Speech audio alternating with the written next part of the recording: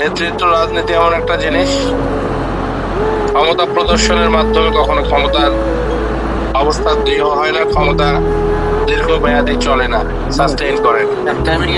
ক্ষমতা অর্থ, প্রভাব প্রতিপত্তি যত অপ্রদর্শিত থাকে, মানুষ যতটুকু দেখতে না পারে ততদিন কিন্তু এটা দীর্ঘায়ু হয় আর কি।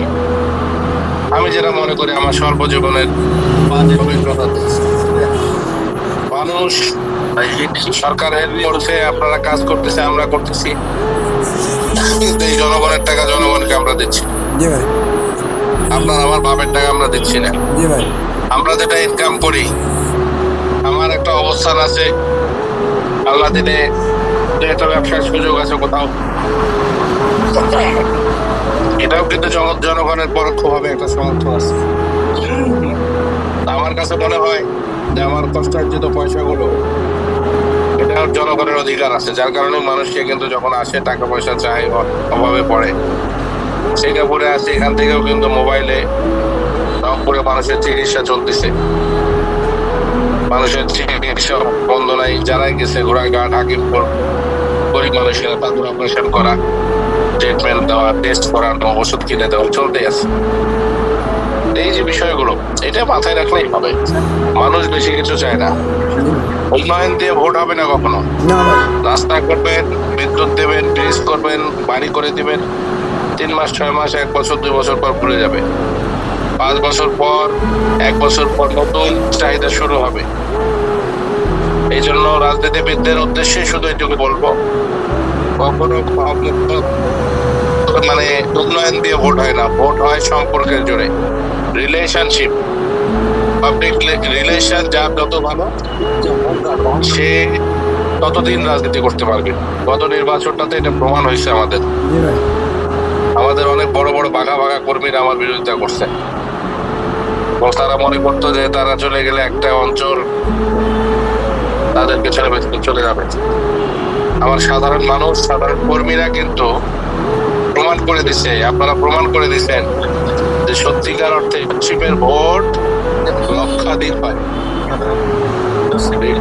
রিলেশনশিপের ভোট, সম্পর্কের ভোট, পাবলিক রিলেশন এত মজবুত একটা জায়গা।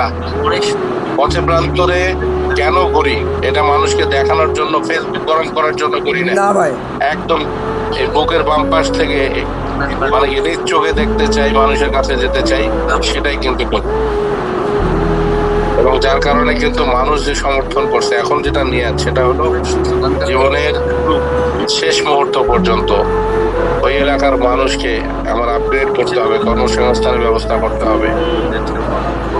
সর্বোপরি এখন তো মনে হয় যে সরকারের কাছে বলি যে আমার এলাকার জমি জমা সব আপনারা নেন, নিয়ে অন্তত পক্ষে আমাদেরকে কর্মসংস্থান দেন।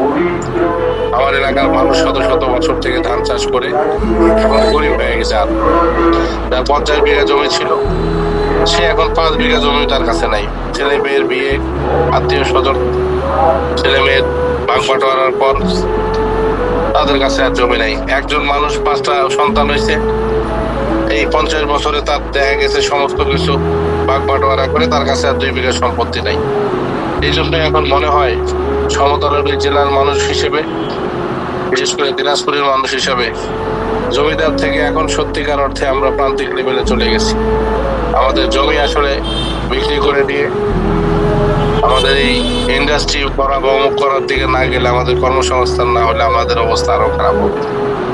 যাই হোক, অনেক কথা বললাম ভাই। দোয়া করবেন, হোটেলের লবিতে আসছি, দোয়া করবেন ভাই। আর আমি জনগণের সাথে দেখা করতেছি, আমার জন্য দোয়া করবেন।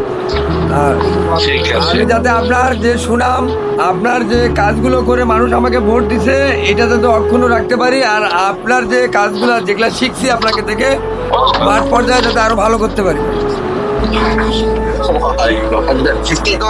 জি ভাই, আমি রাখলাম ভাই। আসসালামু আলাইকুম। ওয়ালাইকুম আসসালাম। ওকে।